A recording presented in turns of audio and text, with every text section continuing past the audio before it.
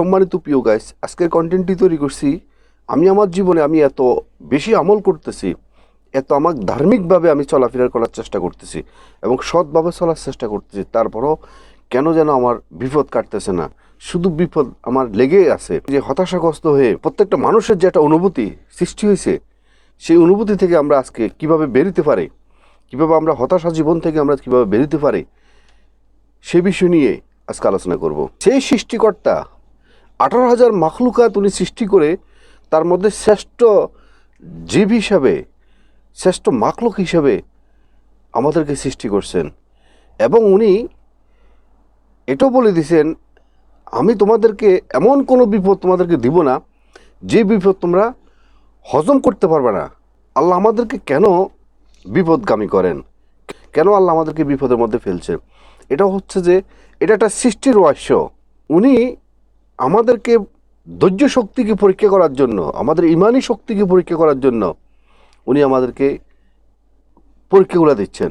যিনি এই পরীক্ষাকে উত্তীর্ণ হতে পারবেন উনি কিন্তু বিজয় অর্জন করতে পারবেন। একটা মানুষ যখন অপারেশনজনিত একটা কঠিন রোগের মধ্যে যখন আক্রান্ত হয়ে অপারেশন করার জন্য তখন সিদ্ধান্ত নেওয়া হয়, যখন সে অপারেশন টেবিলে যাওয়ার পরে তার সমস্ত পোশাক আশাক খুলে নানান রকম ইঞ্জেকশন দিয়ে তাকে বিভিন্ন মেডিসিন খাওয়াইয়ে তাকে বেহোশ করানো হয়। দেখেন সেই সময়টা কিন্তু অনেক কঠিন একটা সময়। ওই সময়টা দেখা যাচ্ছে অনেক সময় তার হাসপাতালে মানুষ অপারেশন টেবিলে রুগী পর্যন্ত মারা দেয়। অর্থাৎ এই অপারেশন টেবিল থেকে যদি সে সাকসেস হতে পারে, তাহলে সে দীর্ঘদিন থেকে যে রোগটা সে ভুগছেন, যে অসুস্থতাটা, যে প্রবলেমটা তার ছিল, সে প্রবলেমটা তার হয়তো বা কেটে যাবে। আর অপারেশন করতে গেলে যে সেখানে তার কষ্ট হবে, তাকে নানান রকম মেডিসিন খেতে হবে, নানান জটিলতা তাকে সহ্য করতে হবে এবং সেখানে সে মারাও যেতে পারে, এরকম রিস্কে তো মানুষ অপারেশন করতেছে। কেন করতেছে? একমাত্র সেই কষ্টটা যখন সে সহ্য করতে পারবে, তারপরেই কিন্তু সে স্বাভাবিক জীবনে ফিরে আসতে পারবে। যেহেতু আল্লাহ নিজেই বলছেন যে আমি তোমাদেরকে এমন কোনো বিপদ দিব না, এমন কোনো সমস্যা দিব না যেই সমস্যাটা তুমি হজম করতে পারবে না। তো সুতরাং যে কোনো কঠিন মুহূর্তে, যে কোনো বিপদ আপদ দেখলে কখনো হতাশ হবেন না, নিজের উপরে বিশ্বাস রাখবেন এবং উপরওয়ালার উপরে বিশ্বাস রাখবেন। দেখেন আমরা 12 মাস আমরা ভালো খাচ্ছি, ভালো পড়তেছি, ভালো আছি, দেখা যাচ্ছে আমরা হঠাৎ করে এক সপ্তাহের জন্য যদি আমরা অসুস্থ হয়ে যাই, তখন আমরা বলি যে আমাকেই শুধু আল্লাহ বেছে বেছে আমাকেই শুধু অসুস্থ বানাইছেন। তখন আমরা মনে মনে ভাবি যে শুধু আমাকেই দুনিয়ার সমস্যা দিয়ে রাখছেন। আমরা এটা যখন বলি, এটা আমরা অকৃতজ্ঞ হওয়ার কারণে আমরা এই কথাটা বলি। আল্লাহ আপনাকে 12 মাস ভালো চালাইছে না? এই যে এক সপ্তাহ আপনাকে যে অসুস্থতা দিল, সেটা দিয়ে আপনাকে আল্লাহ পরীক্ষা করতেছে। আপনি যে পুরা বৎসর আপনি যে ভালো ছিলেন, ভালো খেলেন, আপনি তো কখনোই সেই শুকরিয়া আদায় করছেন কিনা আমি জানি না। যত বড় সমস্যা আসুক, কখনো উপরওয়ালার উপরে কখনো বিশ্বাস হারাবেন না এবং নিজের উপরে কখনো বিশ্বাস হারাবেন না। যার যত বেশি সমস্যা আসবে, তার তত বেশি ঈমান মজবুত হবে এবং তার লাইফে তার দৃঢ়তা আসবে। দেখেন সারা পৃথিবীতে মুসলমানেরা বেশি মার খাচ্ছে, এটা কিন্তু একটা ঈমানি পরীক্ষা। তারা কিন্তু মারের নিচে আছে, মারের উপরে নাই।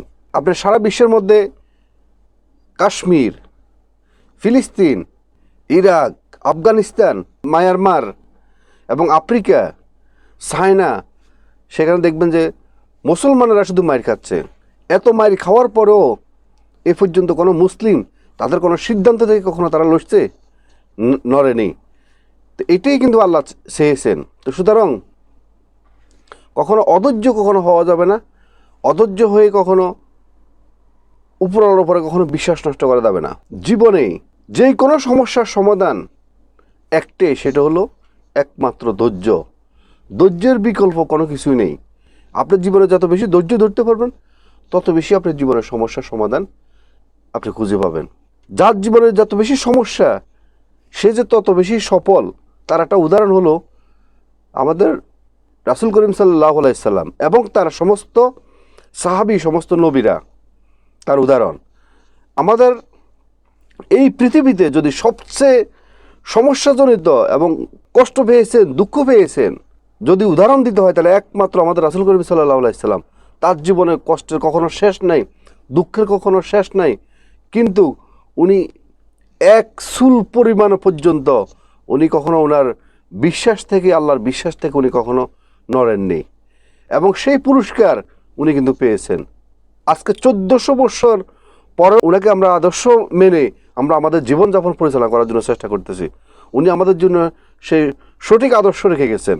দেখেন ওনার জীবনে কত কষ্ট করছেন উনি ছোটোবেলায় উনার বাবা মাকে হারিয়ে উনি এতিম হয়ে গেছেন। একটা মানুষের জীবনে সবচেয়ে এতিম হওয়ার চেয়ে আর বড় কিছু হতে পারে না। তারপরে উনি ইসলাম প্রচার করার জন্য উনি ওনার জীবনে কত রক্ত দিয়েছেন, কত রক্তাক্ত হয়েছেন, কতদিন অনাহারে উনি থাকতে হয়েছে। এটা ইতিহাস আপনারা যদি ঘাটেন তাহলে আপনারা বুঝতে পারবেন। তো সুতরাং যে কথাটা আমি বলতে চাচ্ছি, যার জীবনে যত বেশি দুঃখ, কষ্ট, যন্ত্রণা, তত বেশি সে জীবনে সফল হতে পারে। এবং যদি আপনার নর্মাল মানুষদের জীবনে যদি আপনি পড়েন, প্রত্যেকটা সফল ব্যক্তির পিছনে একটাই কাজ করছে, সেটা হলো অনেক বেশি দুঃখ কষ্ট পাওয়ার পরে, লাঞ্ছনা পাওয়ার পরে, ওনার নিজের উপর উনি ধৈর্য রাখার পরে, আল্লাহর উপরে বিশ্বাস রাখার পরে উনি যখন সামনের দিকে এগিয়ে গেছেন, উনি কিন্তু সফল হয়েছেন। রাত্রি যত গভীর হয়, যত অন্ধকারে হোক, এটা তো আপনি বিশ্বাস করেন, পরের দিন কিন্তু আবার ঠিকই আলো আসতেছে। ঠিক জীবনে, মানুষের জীবনের সমস্যাটা এরকমই। আপনার জীবনে যত সমস্যা আসবে, ঠিক সমস্যাটা কখনো স্থায়ী নয়। মানুষের জীবনে যেরকম সুখ আছে, দুঃখ আছে। মানুষের জীবনে যেরকম সুখটা যেরকম স্থায়ী নয়, তেমনিভাবে দুঃখটাও কিন্তু স্থায়ী নয়। দিনের বেলা আলোটা যেরকম স্থায়ী নয়, রাত্রেবেলা অন্ধকারটা সেরকম স্থায়ী নয়। তো সুতরাং আপনার দুঃখটাকে আপনি কেন স্থায়ী মনে করতেছেন? কেন মনে করতেছেন আপনাকে নিজেকে অসহায় মনে করতেছেন যে শুধু আমারই শুধু সমস্যা, আর কারো কোনো সমস্যা নেই? নো, পৃথিবীর প্রত্যেকটা মানুষ নানানভাবে দুঃখে কষ্টে সমস্যার মধ্যে আছে। কারোটা প্রকাশ করতেছে, কারোটা প্রকাশ করতেছে না। কিন্তু আপনাকে এটা বিশ্বাস রাখতে হবে, এটা আপনাকে মাথায় রাখবেন সবসময়, যে অন্ধকার যেভাবে কেটে গিয়ে আবার সূর্য উদিত হয়, আবার দিনের আলো দেখা দেয়, তেমনিভাবে আপনার জীবনে যত বড় দুঃখে আসুক, কষ্টে আসুক, হতাশা আসুক, আপনার জীবনে আবার সফলতা, আপনার জীবনে আবার সুখ ফিরে আসবে। টাইমটা হলো পরিবর্তনশীল। আজকে আপনার সময় ভালো না, আপনি তো ঠিক আছেন, আপনি তো সুস্থ আছেন, যেহেতু আপনি সুস্থ সবল আছেন, টাইম যেহেতু আপনার সময়টা যেহেতু আপনার ভালো নয়, তো সময় তো পরিবর্তনশীল। তো সময় যখন পরিবর্তন হয়ে যাবে, আপনার চিন্তা ভাবনাটা সেটাও কিন্তু আবার পরিবর্তন হয়ে যাব। তার মানে আপনার যে সমস্যাটা, সেটাকে এটাও কিন্তু আপনার সুদিনে আসবে। আমাদের সমস্যাগুলো আমরা কেন এভাবে ফিল করি?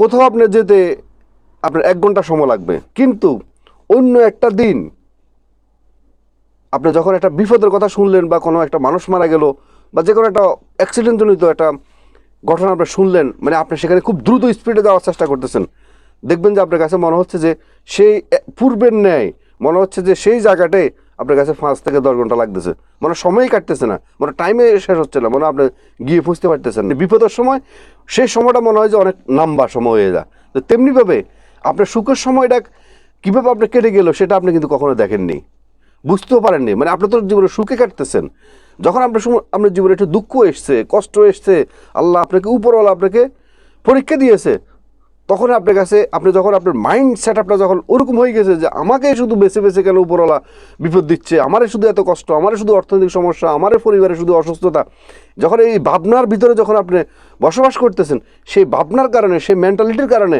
আপনার কাছে যে সে টাইমটা, আপনার কাছে এটা অনেক লম্বা টাইম মনে হচ্ছে এটা কেন কাটতেছে না?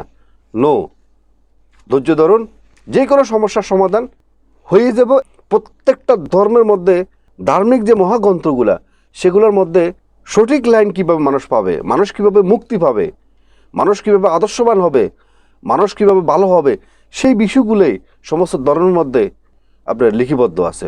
আপনারা যে যে ধর্মে আছেন, আপনারা আপনাদের ধর্মের প্রতি অনুগ্রত হন এবং ধর্মকে চর্চা করেন, ধর্মের দিকে ফিরে আসেন। আপনাদের ধর্মের মহাগ্রন্থ কী বলছে সে অনুযায়ী নিজের জীবনকে পরিচালনা করেন, তাহলে দেখবেন যে আপনার নিমিষেই আপনার জীবনে কোনো টেনশন সমস্যা আপনার জীবনে থাকবে না। আজকের মতো ভিডিওটি এখানে শেষ করলাম। ভিডিওটি যদি আপনাদের ভালো লেগে থাকে অবশ্যই একটা লাইক করবেন, একটা কমেন্ট করবেন, এবং যারা নতুন অবশ্যই মিয়াজি ফিলসফি চ্যানেলকে সাবস্ক্রাইব করে পাশে থাকবেন।